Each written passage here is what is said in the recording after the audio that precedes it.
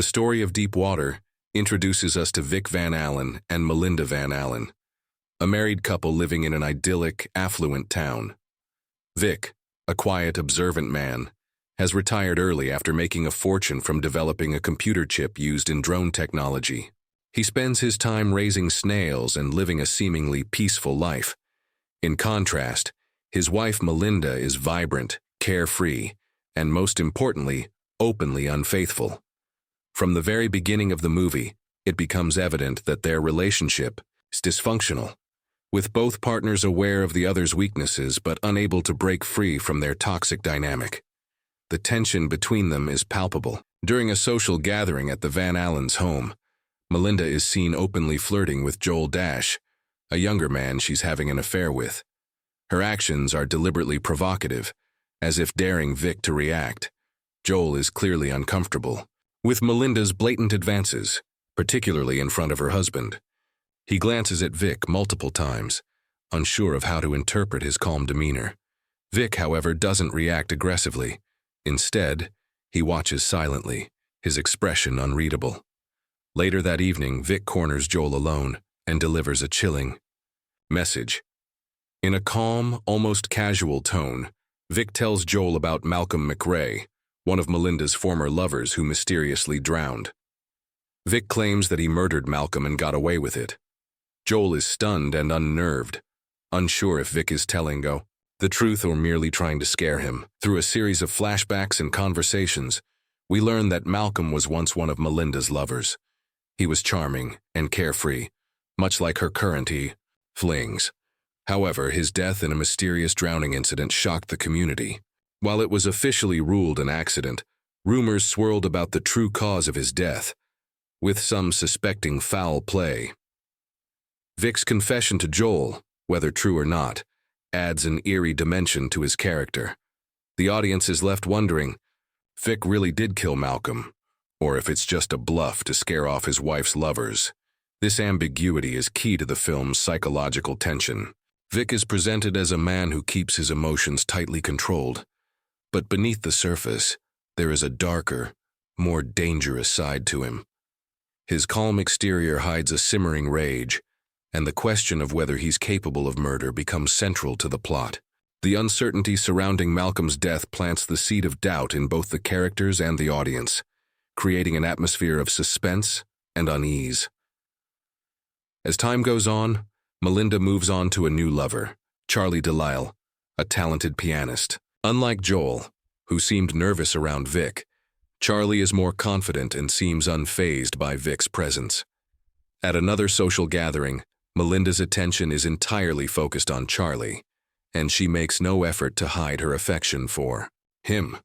She kisses him openly, even in front of Vic and the other guests. Her behavior is brazen and reckless, as though she's deliberately trying to provoke her husband.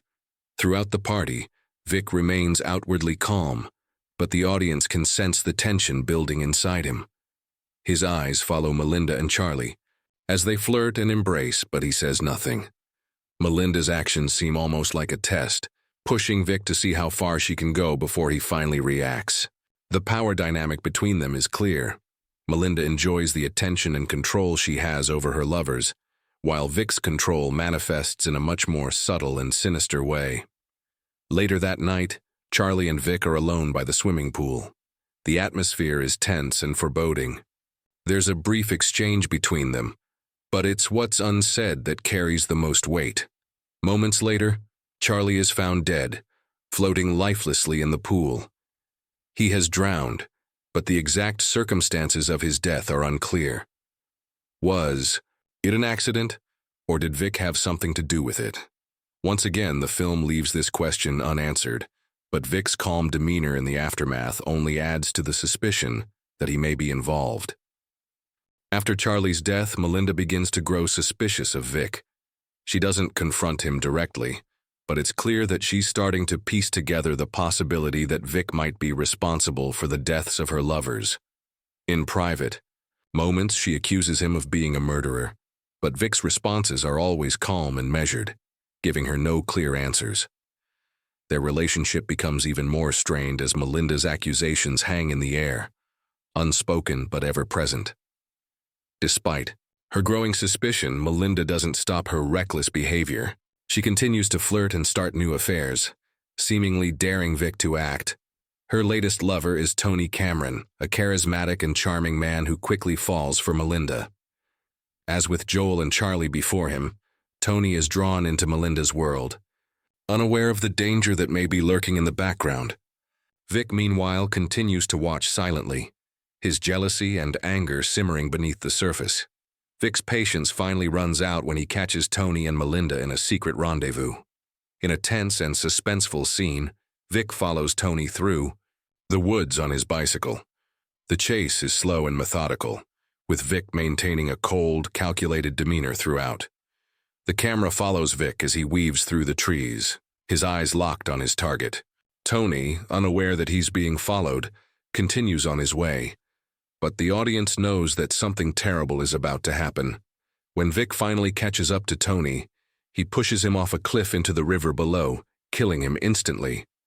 The scene is brutal and shocking, marking the first time we see Vic's anger fully manifest in violence. Vic's actions are cold and deliberate, showing that he's willing to go to extreme lengths to maintain control over his wife and their marriage.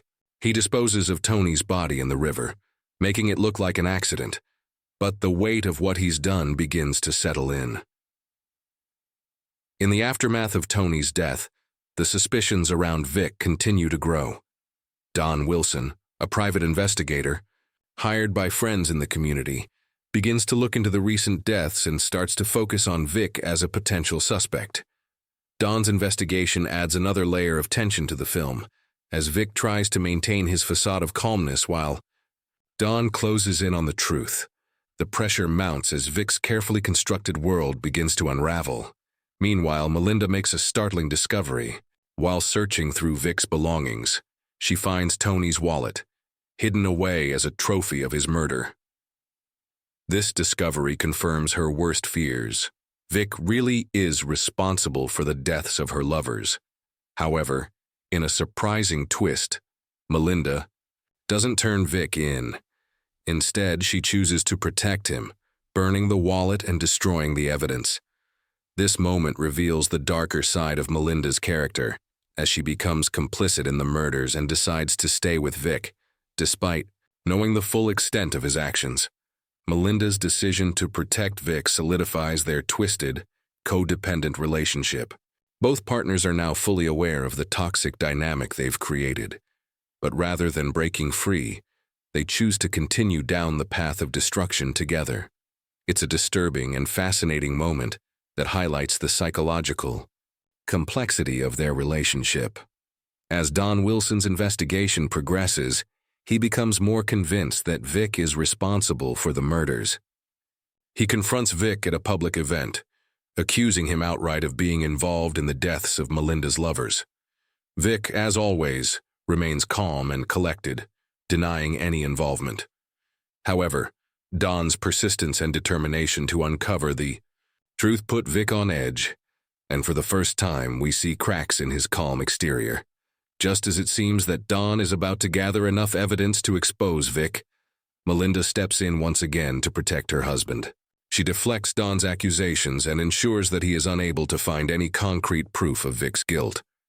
In the end, Don's investigation stalls, and Vic is left to continue his life without facing any legal consequences. However, the psychological toll of the murders and the constant tension in his marriage weigh heavily on him, leaving the audience to wonder how long he can maintain his calm demeanor before everything finally collapses. Deep Water ends on a haunting note, with Vic and Melinda remaining together despite the horrors they've experienced. Their relationship, built on lies, deceit, and murder, continues, and the film leaves us with a sense of unease about what the future holds for them. The psychological games they play with each other are far from over, and the question of whether Vic will strike again remains unresolved.